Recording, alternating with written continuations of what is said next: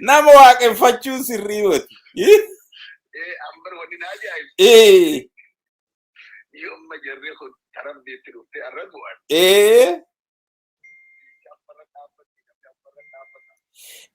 Bari yoo jarri kun hin jiraanne filannoon isin taatu jedhani.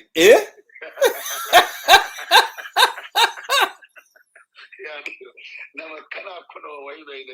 Filannoon isin taatu jedhani waan jarri hin jirreef. Uummati isin nyaatini unini jiraatu hin qabu namuun duuduu qaba. Wanni akkasiin sirrii miti. Yoo haqaan hin hidhamne haa baayanu waan tokko. Garuu wanni hundi hin ta'u jireenyi hin jiru nami wanni akkasii sirrii miti. Lakki. Waa amaana akkuma beektaa Haile Sillaasee waaqatti gubbaa wanni itti kennee biyyi isa malee hin bultu jedhansanii. Bakka gaafuma waaqi gubbaa gadi jara tana qofa kenne waa Oromoo nami beeku isii qofa. No. Wanni akkasii hin jiru. Hawaasa kana keessa nami biraa waan beeku. Oduu takka dhageenya beektaa psikolojiidha beektaa. Akka jaan kursii takkaa fi siree takkaa adaree biyyoo jiraa jira. Yoo Haile Sillaaseen irra gattaa'e malee.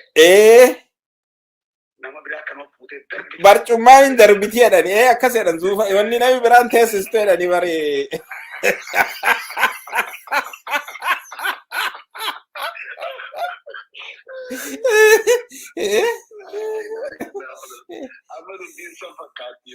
Waan akkasii dhiisuu qaba uummati keenya kun miskiina beektaa. Uummata keenya kana kam godhan ummatuma kalee dhalatee ummanni kun dhalee ummannummaan kun uumee ummannummaan kun waa hunda akka kaa'ee waliin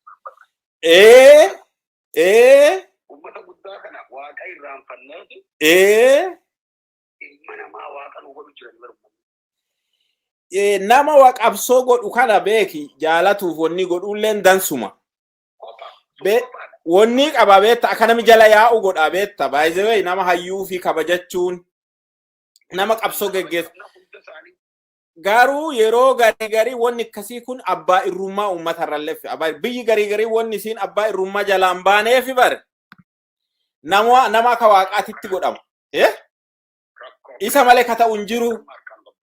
Isa malee wanni tokkollee hin ta'u. Namichi kun gaafa inni dantaa ofiitiif jedhee waa balleessullee sangula badan. Siigalee waan uummata balleessullee gaafa inni dalagu. Jedhanii dhaqanii beeki inni qiletti oofaa jira. Qilee waliin seenan jechuudha. Wanni akkasii biyya hedduu balleessitee jirti. Akkasii ni moti. Wannummaan hedduun afaan wallaalchisee maaliif abaluu malee taatu uummanni kun wayii dawaadha. Waaqaan wayii eessaba dawaa hin qotame. Nami sammuu qabu sammuu fiitillee yaaduu danda'uu qaba beektaa. Nama bar hawaasa humaan beeyne godhan hawaasa hin jiru. Dantaa hawaasaatiif wal jala deemuun barbaachisa. Waan dantaa hawaasaati dantaa hawaasaa maali mitiillee adda baasuun barbaachisa.